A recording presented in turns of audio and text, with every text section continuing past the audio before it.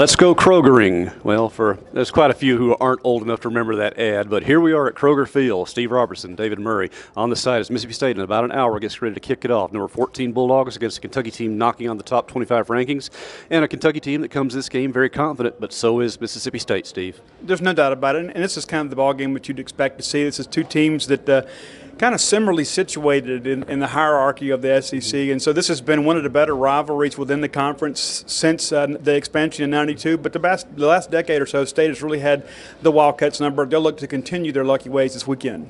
Okay, health concerns. As far as we know, of course, Jamal Peters is the only one out. We believe that Chris Rayford will take his place, but I would expect to see some old dogs like Maurice Smitherman also get in the game. And then you have Tyler Williams, young guy. You could switch Cam Dancer over to that side if you had to. I think State will mix and match the cornerback positions till they get somebody they feel comfortable with at either the field or the boundary position. Yeah, I think that's fair, David. And one of the things, too, Kentucky not necessarily a prolific passing team. They throw it enough to keep you honest and certainly have a lot of athletes out there outside, Baker being one of the guys that's had some good games against the Bulldogs in years past. But Kentucky wants to run the football, which is going to be rather interesting because Mississippi State pretty salty against the run, kind of built to stop the run. So that'll be a bit of a stalemate, I think. So somebody's going to have to make some plays, perhaps when they're not really comfortable, in order to win this ball game.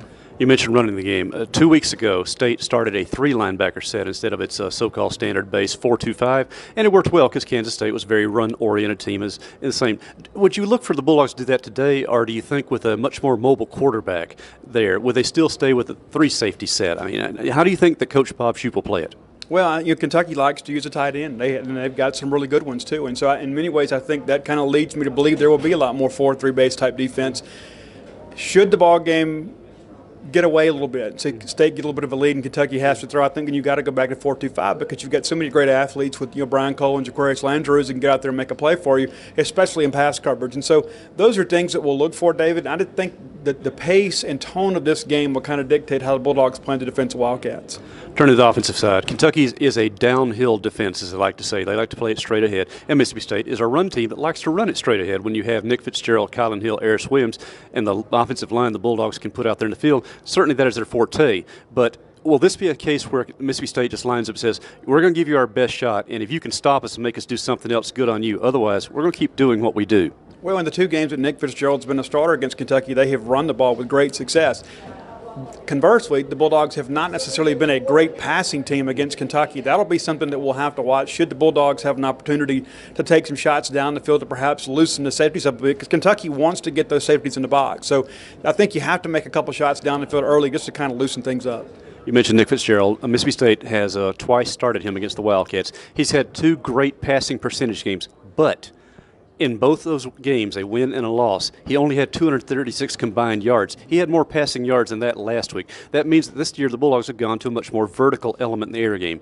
Is that the trump card they can pull out now that Kentucky has not seen from Bulldog offenses in a very long time? I think it could be. And, Wester's a guy that came here to Kentucky and was a great newcomer and has been one of the better corners in this league. That'll be some interesting matchups to see who he defends against. But, yeah, I think State has an opportunity to show these Wildcats a Bulldog offense maybe they're not quite as familiar with. And, here's the thing, too, David.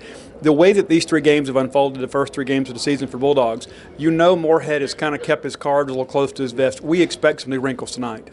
Could one of those wrinkles, especially given the type of defense Kentucky puts on the field, be the use of the tight ends? Because they've seen it a few times. In fact, State's first offensive play against Kansas State was a pass to the tight end. Could we see something like that in this game? Because the tight ends will have a larger role certainly in blocking. Might they have that larger role in the passing game as well? Well, you certainly think that's a possibility. Kentucky has some good linebackers, too. So they're not just guys that get downhill. They're guys that can get out and play in space, too. So that would be an interesting matchup. But I think State could make some plays across the middle of the field with the tight end. Not to mention Austin Williams is a guy that's made some big plays in the middle of the field against the slot, and against a safety or linebacker. So that's a mismatch I think the Bulldogs can exploit. So, right now the weather is holding. We do expect rain later in the evening, but the good news is no lightning is expected. So if there is weather, they will play on through it. And, that could be an interesting test because, Coach Joe Moorhead has talked about adversity and handling both the good and the bad times there. If they get a lot of rain out there, it probably favors both teams. You want to think about it because they both like to line up and muscle each other. I just think the Bulldogs have a little bit more muscle. So, your prediction, Steve? I think Mississippi State wins the ball game, and I think unless Mississippi State turns the football over and gives Kentucky a short field, the Wildcats are going to have a tough time scoring on a regular basis. Benny Snell's a great running back. We expect him to get his, but I think Kentucky's going to need some complementary pieces to go with him to pull the upset. I certainly expect the Bulldogs to win, and if they can hold Benny Snell, as Steve mentions, to say under 4 yards per carry on average, then I think the Bulldogs have a great chance to dominate this game. It's still probably a game that goes into the fourth quarter, being striking distance, but I think Mississippi State just has too much muscle on both sides of the ball and a new offensive philosophy that Wildcats have not seen from the Bulldogs in quite some time.